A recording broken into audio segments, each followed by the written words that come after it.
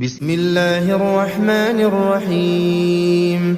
تبارك الذي بيده الملك وهو على كل شيء قدير، الذي خلق الموت والحياة ليبلوكم أيكم أحسن عملا وهو العزيز الغفور، الذي خلق 7 سماوات طباقا ما ترى في خلق الرحمن من تفاوت فارجع البصر هل ترى من فطور ثم ارجع البصر كرتين ينقلب إليك البصر خاسئا وهو حسير، ولقد زينا السماء الدنيا بمصابيح وجعلناها رجوما للشياطين وأعتدنا لهم عذاب السعير،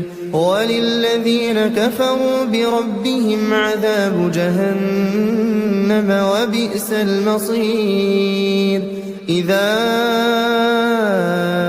ألقوا فيها سمعوا لها شهيقا وهي تفور تكاد تميز من الغيظ كلما ألقي فيها فوج سألهم خزنتها ألم يأتكم نذير؟ قالوا بلى قد جاءنا نذير فكذبنا وقلنا ما نزل الله من شيء إن أنتم إلا في ضلال كبير. وقالوا لو كنا نسمع أو نعقل ما كنا في أصحاب السعير، فاعترفوا بذنبهم فسحقا لأصحاب السعير. إن الذين يخشون ربهم بالغيب لهم مغفرة وأجر كبير. وأسروا قولكم أو اجهروا به إنه عليم بذات الصدور. ألا يعلم من خلق وهو اللطيف الخبير. هو الذي جعل لكم الأرض ذلولا فامشوا في مناكبها وكلوا من رزقه وإليه النشور. أأمنتم من في السماء أن يخسف بكم الأرض فإذا هي تمور أم أمنتم من في السماء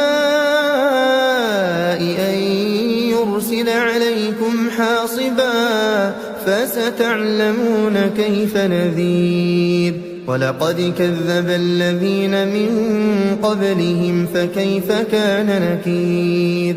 أولم يروا إلى الطير فوقهم صافات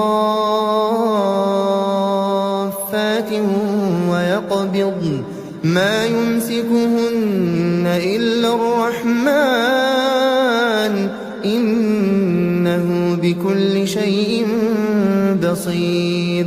أمن هذا الذي هو جند لكم ينصركم من دون الرحمن إن الكافرون إلا في غرور. أمن هذا الذي يرزقكم إن أمسك رزقه بل لجوا في عتو ونفور. أفمن يمشي مكبا على وجهه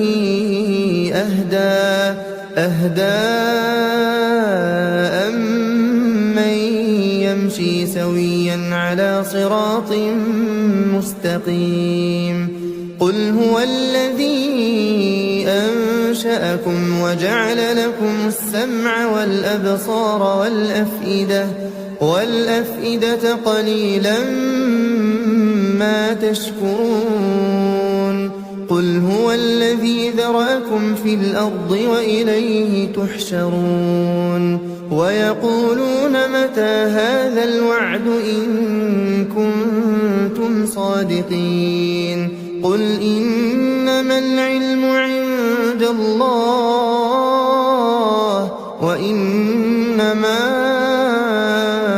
أنا نذير مبين فلما رأوه زلفة سيئت وجوه الذين كفروا وقيل هذا الذي كنتم به تدعون قل أرأيتم إن أهلكني الله ومن معي أو رحمنا فمن يجير الكافرين من عذاب أليم قل هو الرحمن آمنا به وعليه توكلنا فستعلمون من هو في ضلال مبين قل أرأيتم إن أصبح ماؤكم غورا فمن يأتيكم بماء